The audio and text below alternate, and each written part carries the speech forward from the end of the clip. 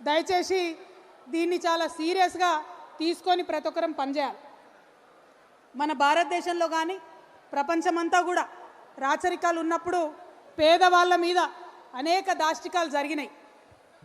కానీ ఎప్పుడైతే ప్రజాస్వామ్యం వచ్చిందో మెల్లమెల్లగా పద్ధతులు మారుకుంటూ వచ్చినాయి. మారుతున్నటువంటి ఆ పద్ధతులు మన భారతదేశంలో కూడా మనం చూసినాం.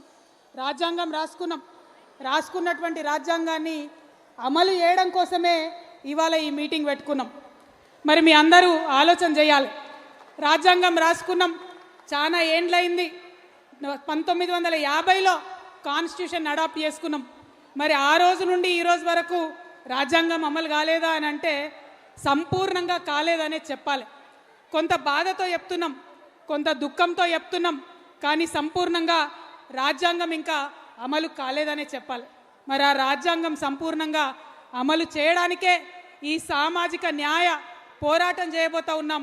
ఈ సామాజిక న్యాయ సంకల్పం తీసుకోబోతా ఉన్నామని ఇవాళ తెలంగాణ సమాజానికి అందరికీ కూడా వినమ్రంగా మేము తెలియజేస్తూ ఉన్నాం. మరి సామాజిక న్యాయం అనగానే చాలామంది ఉలిక్కి పడతారు. సామాజిక న్యాయం అనగానే మా సీట్ ఏదో పోతుందని చాలామంది భయపడతారు. కానీ అట్లా ఆలోచన చేయకూడదు. ఎందుకు ఈ మాట చెప్తా ఉన్నా అంటే మన భారతదేశంలో ఉండవా, ఆగు, కొద్దిసేపు ఆగు, ఒక నిమిషం ఆగు. ఎవరిని ఇవాళ మన భారతదేశంలో గౌతమ బుద్ధుడు రాజు ఉండే, తర్వాత యువరాజు ఉండే, తర్వాత రాజయ్యేది ఉండే.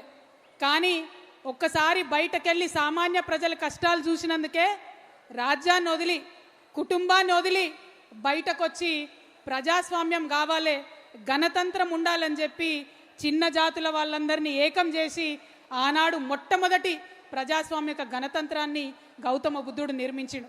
మరి అటువంటి నేలలో పుట్టిన వాళ్ళం మనం, అటువంటి నేలకు వారసులం మనం ఎంత పెద్ద హృదయంతో ఆలోచించుకోవాలి. ఒకసారి మనందరం ఆలోచన చేసుకోవాలి. టీఆర్ఎస్ పార్టీ కొత్తగా పెట్టిన రాజకీయ పార్టీ. మనకు కొత్తగా ఒక సాలు తీసేటటువంటి అవకాశం ఆ భగవంతుడు ఇచ్చిండు.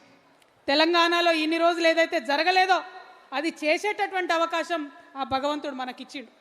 ఆనాడు గౌతమ బుద్ధుడిని ఆదర్శంగా తీసుకొని ఆ తర్వాత సాహు మహారాజ్ మొట్టమొదటిసారి భారతదేశంలో అణగారిన వర్గాలకు రాచరికపు వ్యవస్థలో కూడా రిజర్వేషన్లు ఇచ్చినటువంటి గొప్ప మనిషి.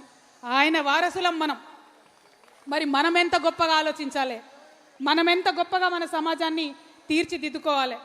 ఆ సాహు మహారాజ్ నుంచి మరి పూలే గారు, ఆ తర్వాత అంబేద్కర్ గారు, ఆ తర్వాత ఒకరెనుక ఒకరు ఒక దీపం ఇంకొక దీపాన్ని వెలిగించినట్టు ఆనాడు బుద్ధుడు వెలిగించిన జ్యోతి ఒకరి నుంచి ఒకరికి వెలుగుతూ వచ్చి ఇవాళ సమాజంలో ఈ ప్రజాస్వామ్యాన్ని సాధించుకునేటటువంటి పరిస్థితి మనకు వచ్చింది.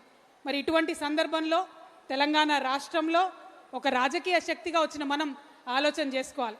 భారతదేశ చరిత్ర అది. మరి తెలంగాణ చరిత్ర ఏం జరిగింది తెలంగాణలో? తెలంగాణ వీరులు పౌరుషవంతమైనటువంటి మనుషులం కాబట్టి ఆనాడు జమీందారీ వ్యవస్థ వస్తే, ఆర్థిక అణచివేత వస్తే దున్నేవాడిదే భూమి అనే నినాదంతో భూస్వాములందరినీ కూడా గడీల నుంచి తరిమి కొట్టినాం. జరిగిందేంది? దాని పర్యవసానంగా ఆర్థికంగా ఉన్నటువంటి అసమానతలు తొలగించే ఒక అడుగు పడ్డది. కానీ సామాజికంగా, సాంఘికంగా రావాల్సిన విప్లవాలు, కులాలపై జరగాల్సినటువంటి పోరాటాలు, కుల వివక్ష మీద జరగాల్సిన పోరాటాలు జరగాల్సిన స్థాయిలో జరగలేదు.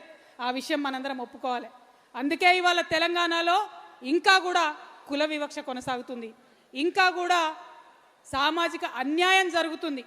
సామాజిక అన్యాయం తెలంగాణలో జరుగుతుంది కాబట్టే ఇవాళ సామాజిక న్యాయం తెలంగాణలో రావాలని దానికి సంకల్పం తీసుకోవడానికే ఇవాళ ఇంత పెద్ద సంఖ్యలో మనందరం కూడా ఇక్కడికి రావడం జరిగింది. మరి నేను ఒక అగ్రవర్ణాల్లో పుట్టిన బిడ్డని. ఈ మీటింగ్ కాగానే చాలా మంది పల్లికిలిచ్చుకుంటూ అడుగుతారు, ఈమెకేం సంబంధం సామాజిక న్యాయంతోనని. వారికి చెప్తున్నా, చెవులు తెలుసుకొని వినాలి. నేను ఒక అగ్రవర్ణాల్లో పుట్టిన బిడ్డని. గర్వంగా చెప్తా ఉన్నా, ఎందుకంటే నా పుట్టుక నా చేతిలో లేదు. ఎవరి పుట్టుక మీద వాళ్ళ గర్వం ఉండాల్సిందే. కానీ కానీ ఎట్లా జీవించాలో, ఎట్లా పనిచేయాలో, ఎవరి కోసం పనిచేయాలో, ఏ విధానంతో పనిచేయాలో అది నా చేతిలో ఉంది. అది నా చేతిలోనే ఉంది.